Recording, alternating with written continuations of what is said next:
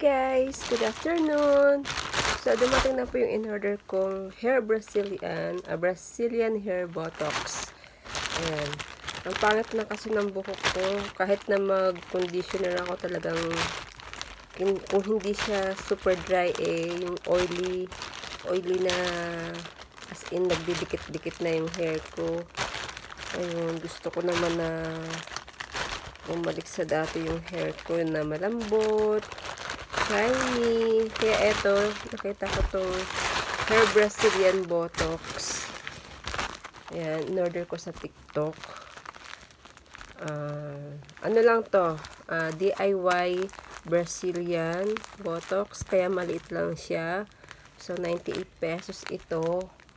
At kailangan kong kumuha ng kutsilyo. So guys, nakuha na ako ng gunting. Open na natin siya. Yan. Kung bakit nakabalot ang hair ko, may towel pa.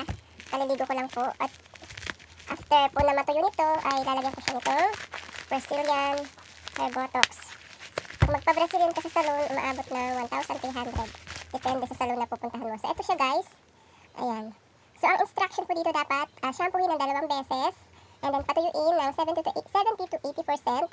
And then, lagyan ng Brazilian hair botox. At kailangan pang naglagay daw ay hindi masyadong nakadikit sa anit. Mga 1 inch yung layo sa anit. Kasi may tendency na makaramdam ng hapdi ang ating anit. Ganon din yung ating mata. So, ibig sabihin parang medyo matapang yung gamot. And then, ibabad daw ng 30 to 1 hour itong gamot sa buhok. And then, patuyuin ng blower. And then, planchahin. At after ma-plancha, after 3 days, tsaka pa lang siya babanlawan at lalagyan ng conditioner. So, yun po ang instruction. At yun ang aking gagawin. So, ito po ay, yan, basa pa yung buhok ko. Magdalawang shampoo ako at ngayon patutuyuin ko. And then, maya-maya lalagyan na ng Brazilian hair botox. Ito po pala ay 98 pesos. Plus, shipping fee na 38. So, 136 lahat sa TikTok. So, ilalagay ko na lang po sa description box yung link nito para maka-order kayo kung gusto niyo subukan ang Brazilian hair botox. Guys, maglalagay na tayo ng Brazilian hair botox. Ayun, medyo tuyo na ang aking hair. Pero meron pa siyang mga part na basa. So, 70 to 80% lang dapat bago maglagay ng hair botox. Hindi pwedeng tuyong-tuyo. Ayan. So, ganito guys yung buhok ko. Ayan, wavy siya. Dry yan, ang dry. Hindi rin muna ako nag-conditioner ngayon. Ayan. Tara, gawin na natin.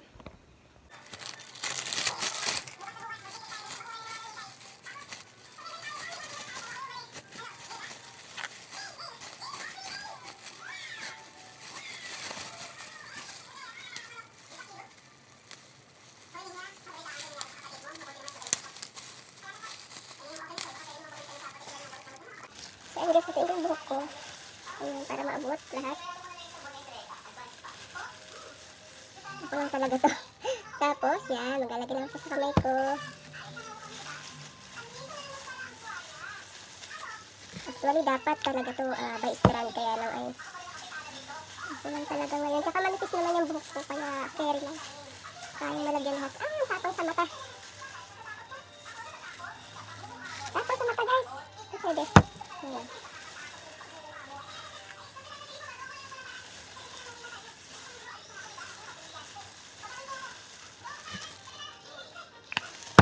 Masakit siya sa mata guys.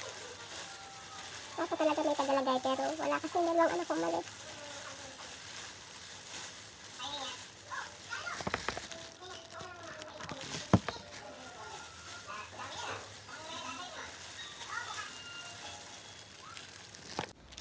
Ayan guys, natapos ko nang lagyan ng aking buhok ng hair botox, Brazilian hair botox. Ayan, nakakaluha siya, sakit sa mata.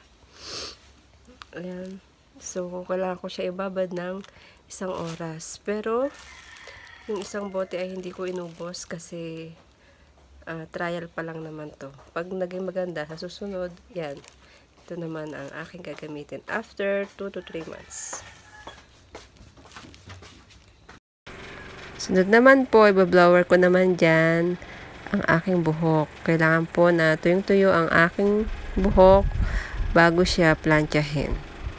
Medyo mahirap patuyuin niya kasi meron nga pong gamot ng Brazilian hair botox. Hindi katulad ng pagkabasa ang buhok, mas madali siyang matuyo.